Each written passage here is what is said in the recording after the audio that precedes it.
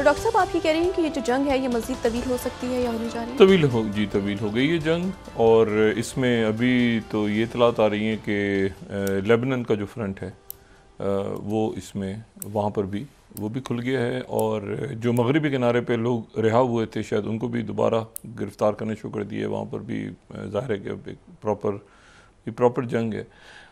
जो महमूद अब्बास हैं वो जो ये जो क्लाइमेट के हवाले से कॉन्फ्रेंस हो रही है इसके लिए दुबई आए हुए हैं, और अमेरिकन का ये कहना है कि महमूद अब्बास अब अपना कंट्रोल जो है वो लूज़ कर गए, और उनसे अब ना उनसे कोई बात होगी ना उनसे कोई मुज़ाकरात होंगे। और वो भी इस वक्त महमूद अब्बास भी चाहेंगे कि वो दूर रहें, क्योंकि वहाँ पर जितना तशद्दुद हो रहा है इस वक्त उसको ना वो रोक सकते हैं ना उसको कोई और रोक सकता है। और इसमें इस बात के अब कभी इम्कान हैं कि इसमें हिज़्बुल्लाह जो है वो क्योंकि वहाँ पे झड़पें शुरू हो गई हैं। साथ ही हूतीज़ की तरफ से ही कहा गया है कि सना से अभी उन्होंने मैसेज कन्वे किया है कि हम इसमें मुकम्मल तौर पे इस जंग में कूद रहे हैं, और कई मुल्क ऐसे हैं उन पे शदीद अब दबाव है कि वो अपने सफारती ताल्लुकात को ख़त्म करें, क्योंकि 109 की तो अभी तक शहादत हो गई है। मेरे ख़्याल से शायद ये तादाद बढ़ जाए अगर आज रात को भी तक ये जंग बंदी दोबारा नहीं होती, और उसके नतीजे में ये वायलेंस जो है ये फैलेगा,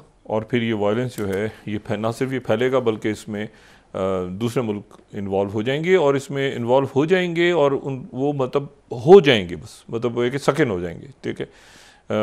चाहे वो लेबनान हो, चाहे वो जॉर्डन हो, चाहे वो इजिप्ट हो, चाहे वो अरब ममालिक जिनके ताल्लुकात हैं इसराइल के साथ, जिनके साथ नहीं है, या जो अमन चाह रहे हैं, जो सीज़ फायर की बात कर रहे थे। देखें चाइना ने मॉस्को, ये पूरा अरब डेलीगेशन गया, इन्होंने सब दुनिया का दौरा किया, इसमें टर्की भी था, इसमें जो है ईरान, अच्छा ईरान के जो फॉरेन मिनिस्टर हैं उनकी आज बात हुई, सऊदी अरेबिया के फॉरेन मिनिस्टर को उन्होंने बताया, उन्होंने कहा जी हमारे और आपके ताल्लुकात अपनी जगह है, लेकिन हमारा ये जो मुत्तहिदा अरब अमारात के यूएई के वज़ीर ख़ारिजा से उनकी बात हुई, उन्होंने कहा कि हम ताल्लुकात अपनी जगह है, लेकिन कॉन्फ्रेंस में हम इसलिए नहीं आ रहे कि यहाँ पे इसराइली डेलीगेशन आए हुए।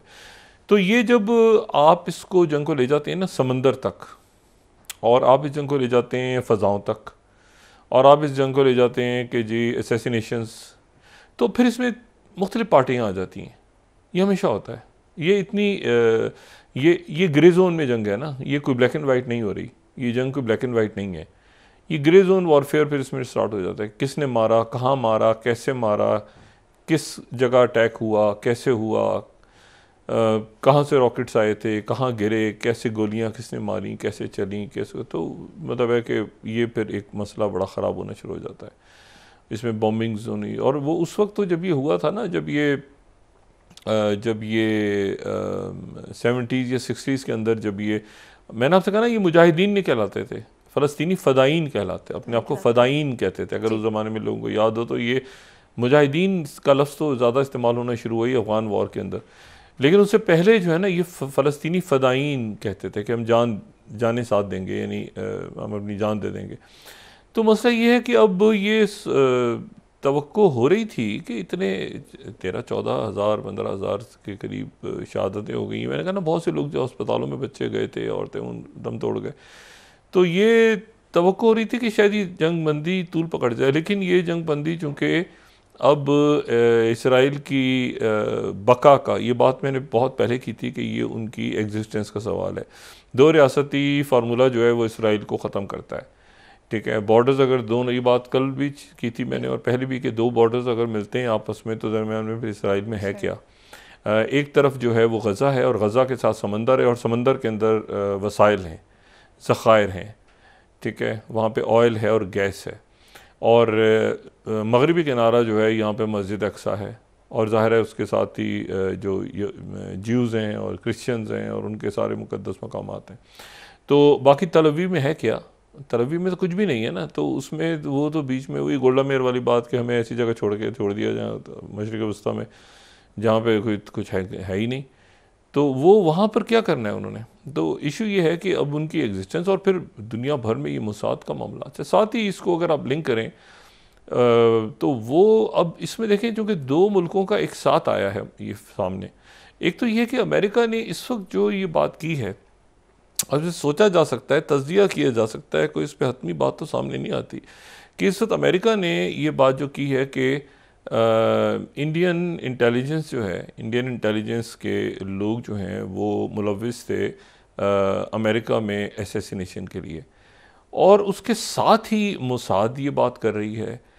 तो ये जो मामला है ये इत्तेफाकिया तो मैं इसको नहीं कह सकता, ये इत्तेफाकिया है या ये उन्होंने इनकी पॉलिसी अडॉप्ट की है मोसाद की। ये बात होती रही है मीडिया में भी और हर जगह डिस्कस होती रही है कि मोसाद की तरह इंडिया को करना चाहिए, उनके लोग कहते भी रहे हैं।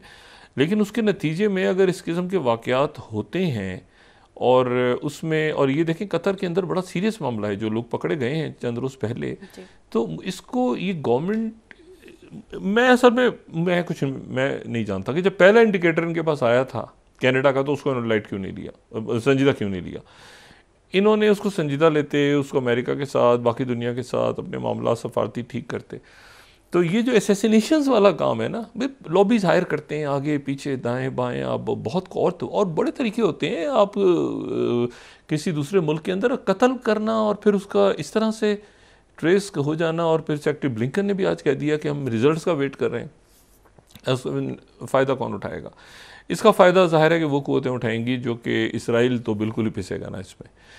ज़ाहिर है कि ये का दिन तक ये सामने आ जाएंगी चीज़ें। दूसरा ये है कि ये जो इंडिकेटर है ना कि हमारा अमेरिका से ताल्लुकात ख़राब हैं, सिर्फ इसका इंडिकेशन दुनिया के सामने आना कि हमारे तो अमेरिका से ताल्लुकात ख़राब हैं, हमारे कनाडा से भी ख़राब है, और फिर इस तरह की खबरें देना मीडिया में कि जी वो हमारे स्टूडेंट्स को मारा जा रहा है और जुल्म किया जा रहा है और भारतीय स्टूडेंट्स को कई कई महीने तक। ऐसा नहीं है। बहुत, मैं आपको बताऊं, बहुत बड़ा डायस्पोरा है इंडिया का, बड़े टैलेंटेड, खासतौर पर जो ये जो ब्लू कॉलर जॉब हैं और उससे हट के भी रेस्टोरेंट्स में आप जाएं, आप होटल्स में जाएं, आप ये टेक्नोलॉजी की साइट पे जाएं, बहुत आगे आपको इंडिया के लोग नज़र आते हैं और बड़े ज़बरदस्त। तो ये सब एक होता है ना कि सबको एक साथ ही लपेटे मिला, सारे कोई कातिल घूम रहे हैं बाहर, ऐसा तो नहीं है ना।